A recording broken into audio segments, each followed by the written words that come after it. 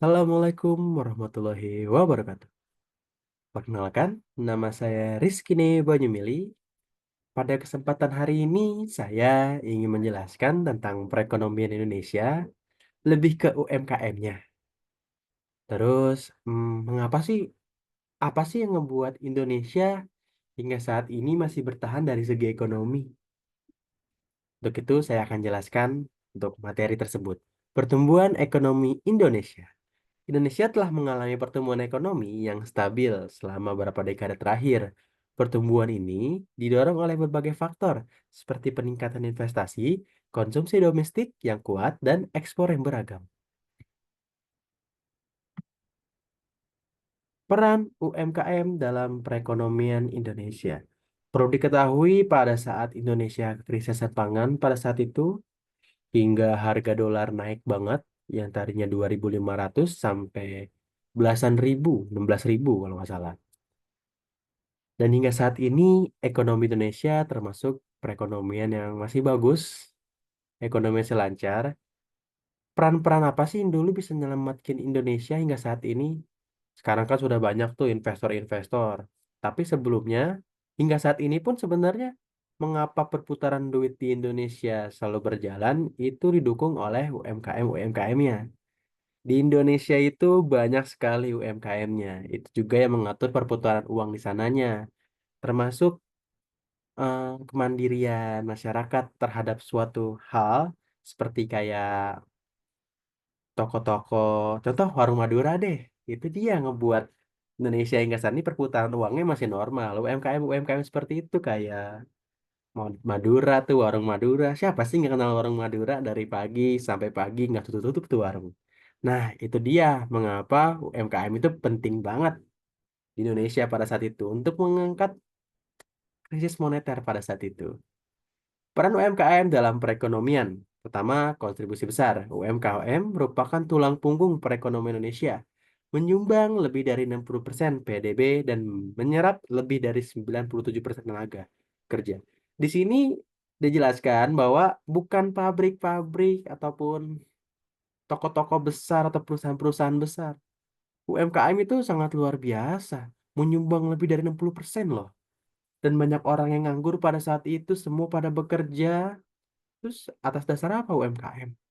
Jadi tidak ada angka pengangguran berkurang, perekonomian pun lancar. Itu dia menyebabkan perekonomian Indonesia hingga saat ini masih stabil.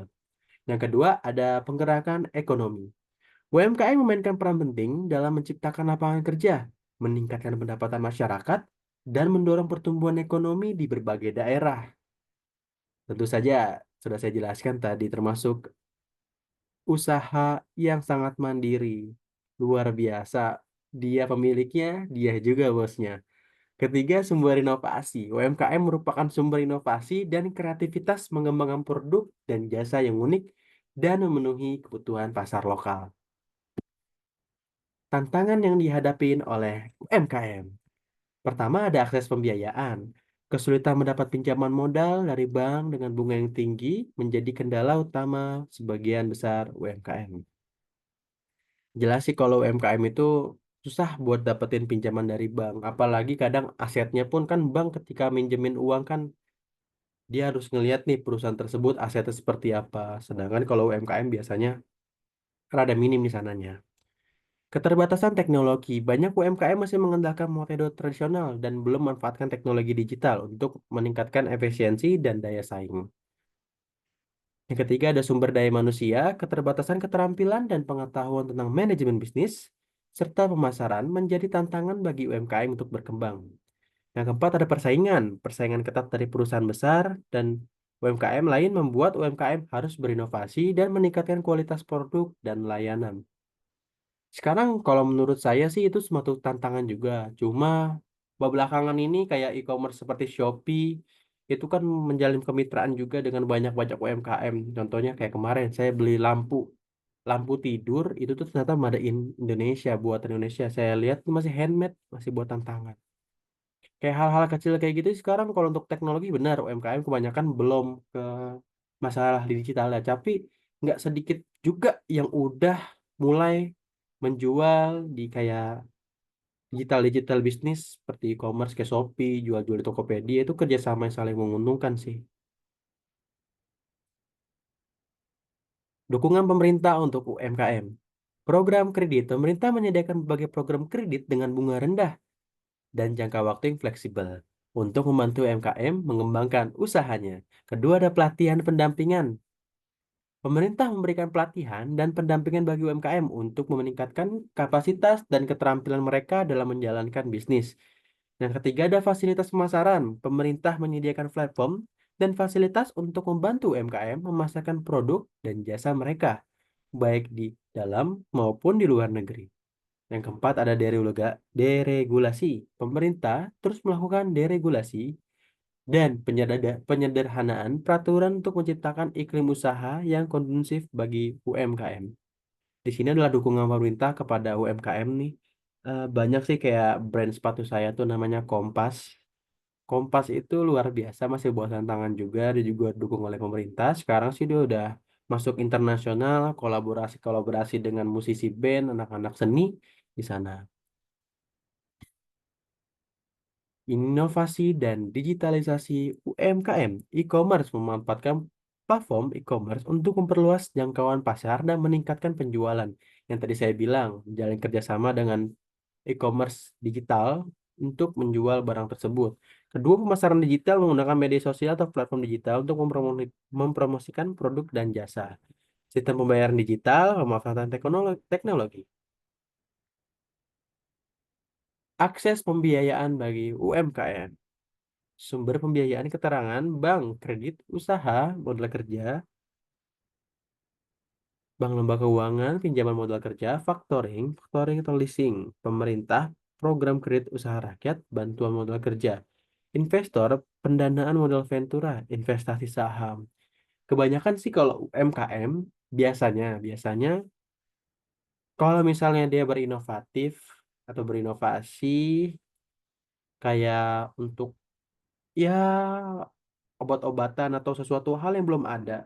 Biasanya itu modal Ventura berani untuk menyuntikkan dananya karena kan modal Ventura kan termasuk lembaga keuangan non-bank yang punya risiko besar untuk memberikan modal kepada salah satu pengusaha biasanya startup yang baru mulai. Itu tuh biasanya dilihat sama modal Ventura seperti Gojek tuh kayak gitu-gitu tuh. Gojek kan udah siapa aja kenal Gojek kan. Itu sebelumnya dapat suntikan dari modal Ventura sih cukup besar berapa triliun gitu infonya. Di sini ada pengembangan kapasitas UMKM, pelatihan, meningkatkan keterampilan teknis dan manajemen bagi pelaku UMKM. Dua, pendampingan, membantu UMKM dalam mengembangkan strategis bisnis, pemasaran, dan operasional. Tiga, konsultasi, memberikan layanan konsultasi bagi UMKM dalam menghadapi berbagai tantangan. Prospek pertumbuhan UMKM di Indonesia. Pertama, ada potensi besar. UMKM di Indonesia memiliki potensi besar untuk berkembang, didorong oleh peningkatan permintaan domestik dan akses pasar global. Yang kedua, inovasi dan teknologi. Penerapan inovasi dan teknologi digital akan menjadi kunci bagi UMKM untuk meningkatkan daya saing dan pertumbuhan. Ketiga, kolaborasi. Tidak lupa untuk yang paling penting itu kolaborasi antara UMKM dengan pemerintah dan dengan perusahaan besar akan memperkuat ekosistem UMKM. Nah, itu dia kolaborasi paling penting sih. Kuat ada masa depan cerah dengan dukungan pemerintah, akses pembiayaan yang lebih murah, dan pemanfaatan teknologi digital, UMKM Indonesia siap untuk mencapai pertumbuhan yang lebih tinggi dan berkelanjutan. Jadi ya, sekian presentasi dari saya tentang UMKM. UMKM itu kadang bisa kita lihat dengan sebelah mata, aduh, ini apa sih begitu doang, nggak terkenal, aduh, saya lebih suka pakai brand luar nih daripada brand lokal. Tapi perlu kita ingat, mereka adalah sesuatu atau sebagian kelompok atau perusahaan yang menyelamatkan kita pada saat itu dari krisis moneter. Bukan dengan brand-brand luar, brand-brand internasional, bukan. Brand-brand lokal yang UMKM masih, ya, kadang masih kita baca atau kita lihat sebelah mata. Saya sih berharap untuk industri UMKM kita berterima kasih juga dan jangan lupa dan jangan pernah menyesal atau sedih, jangan pernah merasa kayak aduh nggak berharga, aduh nggak bergengsi dengan produk lokal. beli terus produk lokal buat Indonesia jauh lebih baik lagi. Itu aja dari saya, kurang lebihnya mohon maaf. Wassalamualaikum warahmatullahi wabarakatuh.